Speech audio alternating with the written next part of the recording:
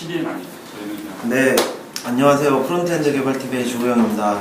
이번 세미나 주제로는 원근법과 CSS 3D 속성에 대해서 간략하게 이제 알려드릴까 합니다.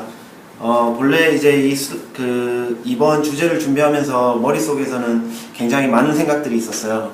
그래서 막 이렇게 보여드려야지 저렇게 보여드려야지 했는데 하나둘 준비하면서 슬라이드가 하나씩 빠지게 됐고요. 그러면서 굉장히 PPT가 경량화되었습니다. 가볍다는 건 좋은 거니까요. 네. 어쨌든 그래서 너무 큰 주제나 뭐 큰 지식들은 없어요. 그 점에 대해서는 조금 아쉽고 죄송하게 생각을 합니다.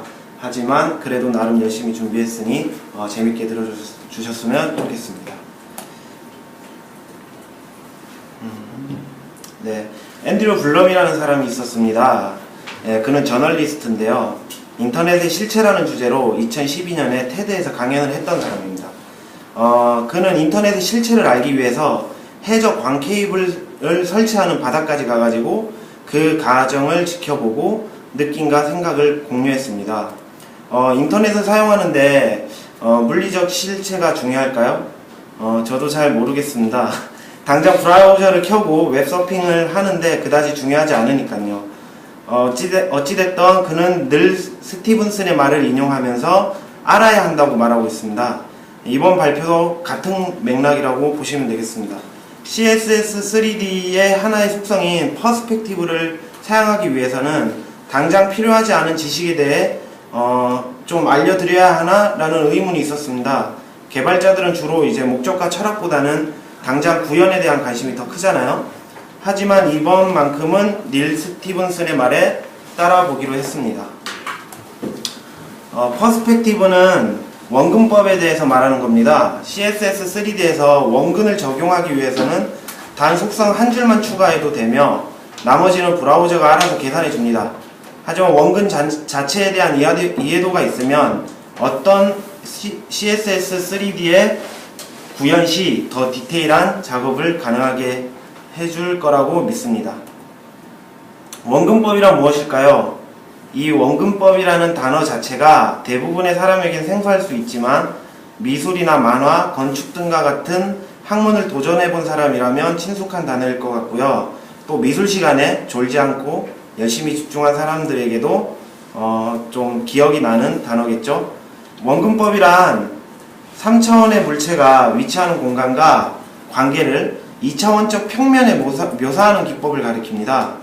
3차원의 공간과 관계를 2차원적 평면에 묘사한다라고 하는 기법이라는데 선뜻 잘 이해가 되지 않으실 텐데요. 이해를 위해서 투시법을 좀 살펴보겠습니다. 오늘 오면서 제가 까만 도화지를 하나 사왔습니다. 그것은 이제 2차원적 평면이죠. 그곳에 제가 선을 하나 그었습니다. 이것을 VP 라인이라고 하거든요. 베니싱 포인트 라인이라고 합니다. 즉 점들이 사라지는 줄이다 라고 보시면 되겠습니다. 우리가 흔히 수평선이라 부르는 것이 이것이죠. 자, 이제 이 VP 라인에 점을 하나 찍어 보겠습니다. 이 점을 VP라 부릅니다. 베니싱 포인트라고 해서 소멸점이라고 하는 거죠. 또는 소실점이라고도 부릅니다. 이 소실점을 기준으로 선을 4개를 그어 보겠습니다. 그리고 가로와 세로의 선도 추가해 그려볼게요. 자, 이제 VP 라인 이제 여러가지 부가적인 선을 지어보겠습니다. 자, 어떤가요? 3차원의 박스가 보이시나요? 이러한 일련의 원근법 원리를 1소점 투시법 또는 1점 투시법이라고 합니다. 즉, 소실점이 한 개 있는 원근법이다 라고 이해할 수 있습니다. 미술 시간에 배웠던 것이 조금 기억이 나실지 모르겠습니다. 자, 이제 VP가 2개인 거거든요. VP가 2개를 이용한 투시 원근법이라고 해서 2점 투시법이라고 하는 것입니다. 이제는 VP가 3개입니다. 보이시나요? 좌우측 그리고 하단에 이렇게 그 소실점을 기준으로 선을 긋고 원하는 모양을 그리게 되면 이렇게 3D와 같은 박스가 전혀 눈에 볼 때 이상함이 없는 박스가 그려지게 되죠. 소실점이 3개라고 해서 3점 투시법이라고 하는 것입니다. 이제 3차원의 물체가 위치하는 공간과 관계를 2차원적 평면에 묘사하는 기법이라는 말이 이해가 되겠죠? 저는 이 발표를 준비하면서 궁금해졌습니다. 원근법이 누구에 의해서 발견되고 사용된 것인지 말이죠. 그래서 조금 찾아보기로 했습니다. 네, 원근법에 가장 먼저 관심을 기울인 인물은 이탈리아 피렌체 출신의 건축가 브루넬레 스키라고 합니다. 그는 건축공학이라 불릴 만한 측정과 법칙에 의해 원근법을 발명한 것으로 알려져 있다고 하네요. 원근법을 사용한 목적은 건물의 실체를 미리 사람들에게 보여줄 목적이었다고 합니다. 그는 이 피렌체 대성당이라는 건축물을 건축한 건축가로 유명합니다. 미술에 있어 원근법을 완성시킨 사람은 화가 우첼로라고 합니다. 원근법의 발명자라고도 불린다고 합니다. 신기하게도 두 분 다 피렌체 사람이죠. 그의 유명한 작품은 산 로마로 전투라고 합니다. 정확히 어떤 그림인지는 잘 모르는데 그래서 좀 찾아봤는데 1432년에 산 로마로에 있었던 시내아군을 격파한 니코로 다 트렌티노를 기념하기 위하여 제작한 것이라고 하네요. 이 그림은 원근법을 정밀하게 도입한 그림으로 유명하다고 합니다. 전투가 일어나고 있는 그림 뒤에 멀리 배경이 보이는 것을 알 수 있죠. 우첼로는 수학적 이론을 바탕으로 원근법을 구상했는데 이는 3차원적 공간성 물체를 재구성해내는 놀라운 결과를 가져왔다고 합니다. 그가 원근법을 이용해 그림을 그리기 시작한 후부터 예술가들은 모두 이 놀랍고도 새로운 기법을 받아들여서 이전과는 다른 회화의 르네상스를 가져왔다고 전해진다네요. 회화의 르네상스는 이탈리아의 르네상스의 한 종류로서 자세한 건 위키를 찾아보세요. 대부분 이제 고분 벽화 보면은 다 2차원적으로 그려서 뭔가 눈에 볼 때 좀 별로 이상하지 않았습니까? 이제 그런 그림을 탈피하게 된 거죠. 네, 이제 CSS 3D의 원근 속성을 만나보도록 하겠습니다. 앞서 제가 설명드렸던 이론을 이제 좀 이해를 해서 머리에 담고 보시면 좀 더 재밌을 겁니다. 자, 엘리먼트를 하나 만들고 X축 방향으로 45도 회전시킨 코드입니다. rotate X 45도라고 읽겠죠. 자, 이 코드의 결과를 보겠습니다. 보이시나요? 이 엘리먼트는 분명 45도 회전되어 있습니다. 하지만 우리 눈에는 그저 높이가 작은 사각형 엘리먼트로 보이는군요.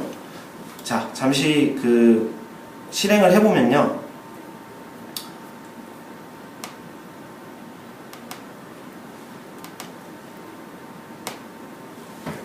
보이시죠? 저희는 앞서 코드에서 이 엘리먼트를 45도 회전시켰어요. 이 코드가 보이시나요? 45도. 저희가 또 60도를 회전시켜 보겠습니다. 그래도 그저 높이가 작아진 사각형으로밖에 보이지 않는 거죠. 이유는 무엇일까요?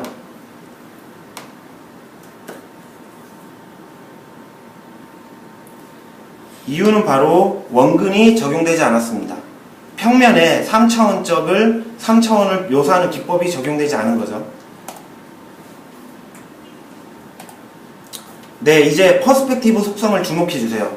추가된 속성이 보이시나요? 이 코드의 결과를 보겠습니다. 이제 좀 기울여져 보이죠? 원리는 무엇일까요? 퍼스펙티브를 적용하면 무슨 일이 일어날지 한번 보겠습니다. 여기 엘리먼트가 하나 있습니다. 우리는 이 엘리먼트를 45도 기울였습니다. 바로 이렇게 말이죠.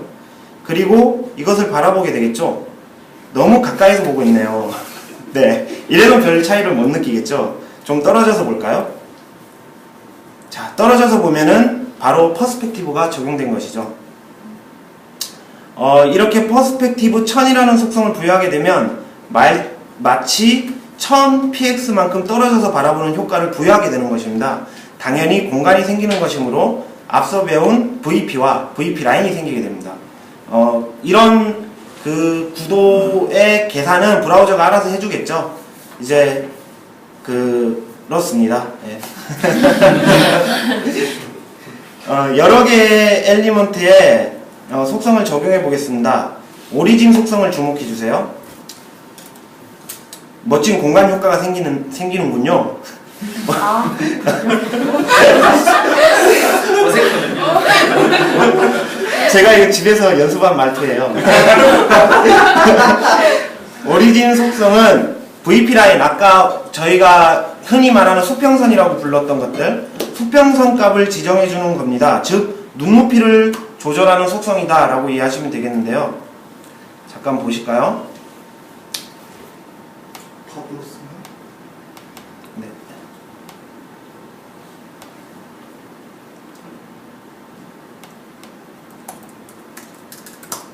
네, 아까 보셨던 거죠? 여기서 오리진 속성이 보이시죠? 눈높이가 500m, 저희 키가 500m라고 생각해도 되고요. 이거를 조절을 하게 되면 한 800이라고 쳐보겠습니다. 이렇게 되면 그 수평선이 어디에 있는지 감이 잡히시나요? 그리고 마이너스 800으로 해보겠습니다. 아이고, 너무 이상하네. 100. 네, 수평선이 어디에 있는지 감이 잡히시죠? 그 수평선의 값을 조절해주는 속성이다 라고 보시면 되겠습니다. 네. 네, 이것도 마찬가지로 이번에는 그 오리진 값을 280px로 바꿔본 거였거든요. 이렇게 그 소실점이 어느 방향으로 밀집되어 있는지 확인할 수 있겠습니다.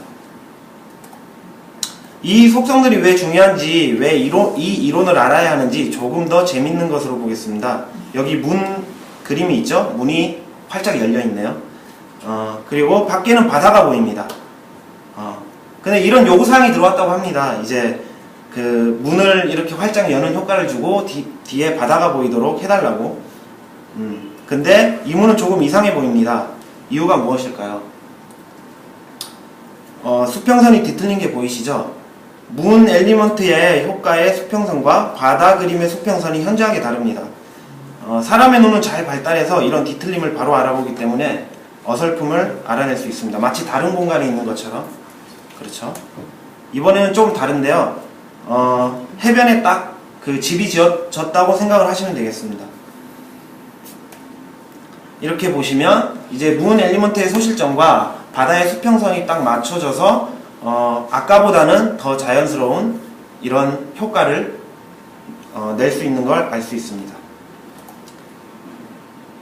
네, 이것으로 우리는 원근법과 투시법, 그리고 퍼스펙티브 오리진에 대해서 원근 적용 시 수평선을 주의해야 하는 것도 이해했습니다. 이외에 CSS 3D에는 많은 속성이 있는데요. 뭐 트랜스폼이다, 로테이트, 트랜슬레이트 여러 가지가 있습니다. 그런 속성들은 직접 만나보시길 바랍니다. 제가 준비한 것은 여기까지입니다. 감사합니다.